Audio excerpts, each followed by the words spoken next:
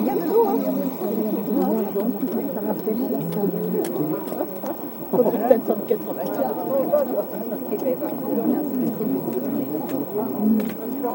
Faire une estapade de week-end. Regardez un petit peu.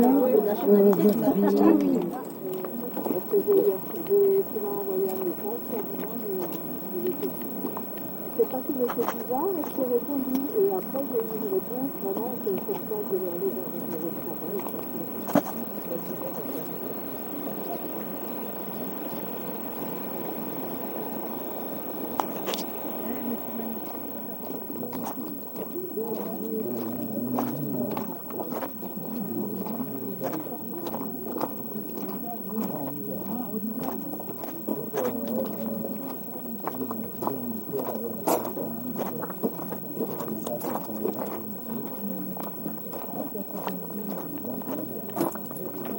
C'est magnifique ce cours d'eau. Très beau, je ne connaissais pas.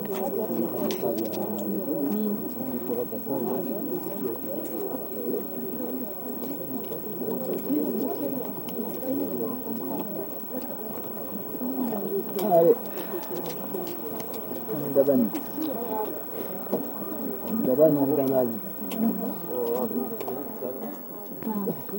Vas-y.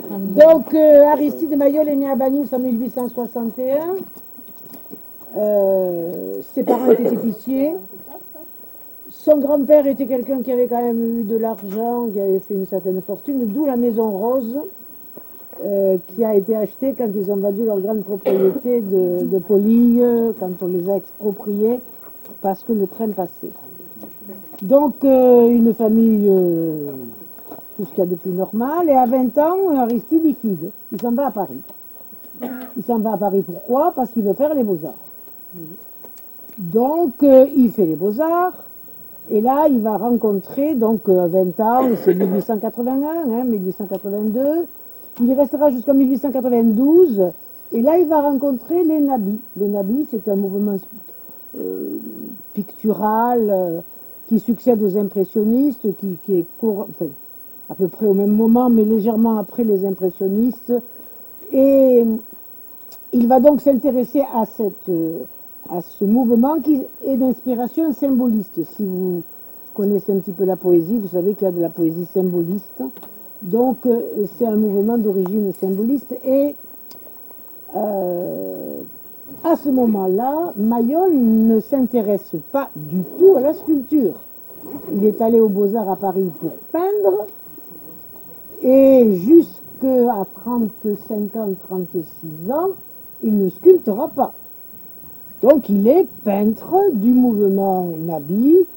Alors comme les Nabis, c'est pas un mouvement structuré, chacun fait ce qu'il veut, donc il est là dans ce mouvement, et en 1892, il revient à Bagnous, il épouse la fille du boulanger, oui, et il se lance dans la tapisserie. Il veut réaliser des tapisseries d'inspiration ou japonaise, avec la fameuse vague, ou d'inspiration symboliste. Et malheureusement, son idée est excellente, mais la qualité du matériel, des matériaux qu'il emploie et le coût des plantes tinctoriales qu'il utilise font que le prix de ces tapisseries est très très élevé et qu'il n'a pas les clients qu'il souhaiterait, donc il n'en vit pas. Donc son côté sculpture va s'affirmer à ce moment-là, et ça va être très rapide puisque ses premières sculptures c'est 1895-1896, et dès 1902 il est sculpteur connu.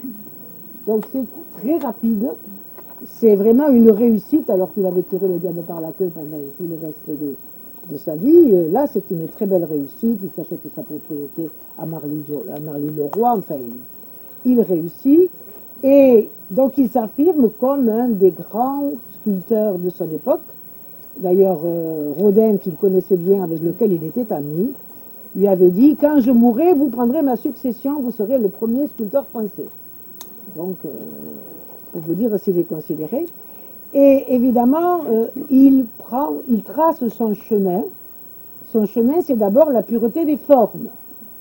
Je ne sais pas si vous voyez la penseuse que vous avez devant vous, et si vous pensez à l'œuvre de Rodin ou d'autres, vous voyez qu'évidemment, on est très loin du romantisme, on est très loin du sentiment exacerbé, on est dans le côté paisible, on est dans le côté réfléchi, et on est dans le côté aussi très lisse. Hein, ces statues sont très lisses, elles sont très simples, et on retrouve évidemment le côté méditerranéen de la femme à la taille très mince, mais au petit sein, mais à l'arrière-train développé, aux jambes musclées. Hein. Donc il disait que c'était les filles qui sortaient de l'eau, qui, à force de sortir de l'eau, de lutter contre les vagues, elles s'étaient fait des... Voilà. Donc son œuvre sera multiple, mais avec un penchant énorme pour les nus féminins. Hein, les nus féminins, on en a des dizaines. Ces nus féminins, il les travaille à plusieurs reprises. La même statue, il peut la faire sans bras, sans jambes, changer la tête. En fait, sur une même statue, il fera plusieurs bronzes. Il pourra faire plusieurs bronzes, donc vendre plusieurs. Ah oui, avec la même taille. Et finalement, arriver à vivre bien plus agréablement que celui qui fait qu'une seule œuvre de chaque type. Donc vous avez dans par exemple, la jeune fille allongée ou l'air qui sont sur les... Bon, alors c'est toute une série de jeunes filles allongées qui peuvent s'appeler la Seine, qui peuvent s'appeler... enfin, il y a tout un tas de noms, mais c'est le même, en gros, c'est la même inspiration. Donc il fera aussi quelques hommes, en particulier fameux cyclistes, qui est quand même extraordinaire, mais là, c'est la statue féminine qui va rester son sujet préféré. En 1937, il a... donc ici, il fait construire son atelier. C'était pas sa maison, c'était son atelier. Sa maison, c'est la Maison Rose, héritée de ses parents, à Cap-Denis. Hein. Donc, dans cet atelier, il va donc introduire une nouvelle égérie, une nouvelle muse. C'est Dina Verny en 1937. Et en 1937, donc, il va revenir à la peinture en partie. Beaucoup de jeunes femmes nues. Je sais bien que Madame Dina Verny était très, très belle et très jeune. Donc, beaucoup de femmes nues. Et donc, les 5 ou 6 dernières années de sa vie, il va revenir à ses pinceaux. D'ailleurs, on a pas mal de portraits photographiques de lui en train de peindre. Hein. Donc il sera mondialement reconnu, il sera aimé beaucoup évidemment par les Allemands, puisque c'est une statue qui a ce sont des statues qui ont un petit côté colossal. Hein, et on lui reprochera d'ailleurs, à un moment donné, on lui reprochera de s'intéresser de trop près à la clientèle allemande. Mais donc son succès est complet et total.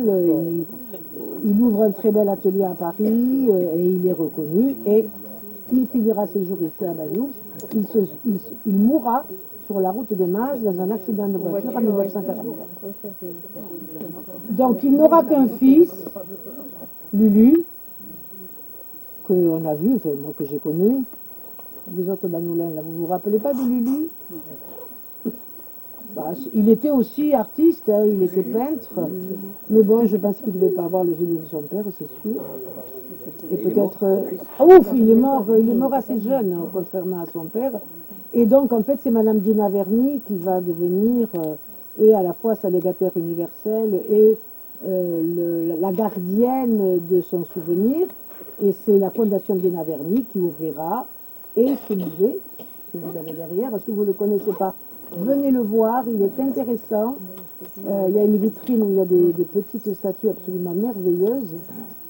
Et donc le musée Mayol à Paris, rue de Grenelle, qui lui aussi est très beau et très intéressant. Et c'est son fils, là, un fils à Madame Verny, qui s'appelle, je ne sais plus trop comment. Pardon Lorquin, c'est ça, merci. Qui gère la fondation Dina Verny, qui s'occupe des intérêts de Mayotte. Voilà donc pour lui. Alors à Banyuls, vous pourrez voir, il y a, place de la mairie, le monument aux morts. Il y en a fait 4 de monuments aux morts. Celui de Port-Vendre, celui de Banyuls, celui de Serré et celui d'Elne. Ici à Banyuls, c'est un guerrier mourant sur son glaive. C'est le portrait d'un certain Sureda, Capatas.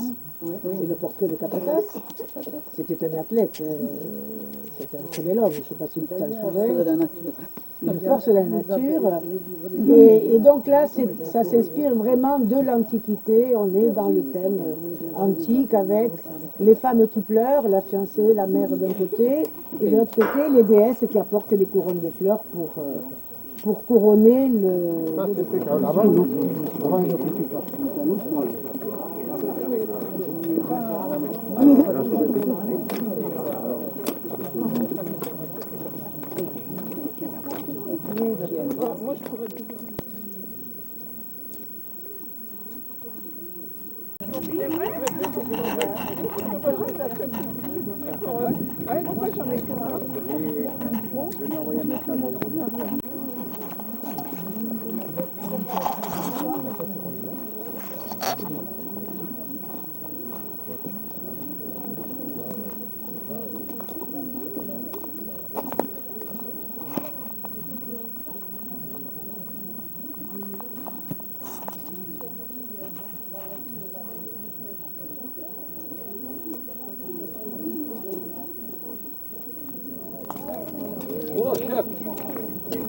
Coucou.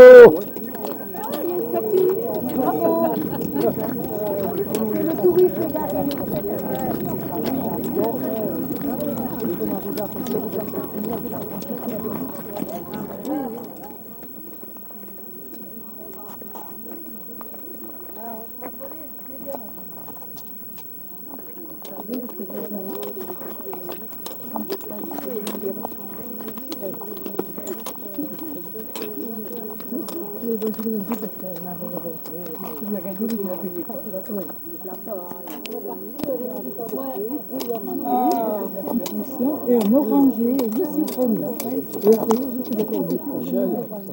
C'est quoi? Ça, c'est du thym. Attends, je vais m'approcher. Ça, c'est du thym.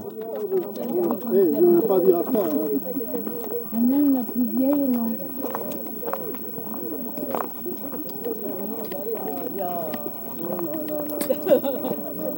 Plus mal foutu en santé, hein, Ah, elles sont belles, là. Elles sont belles, hein.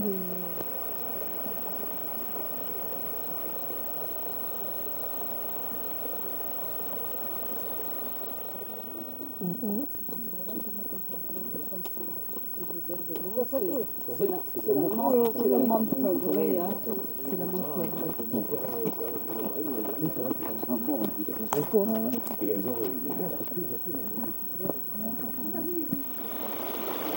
C'est une belle photo.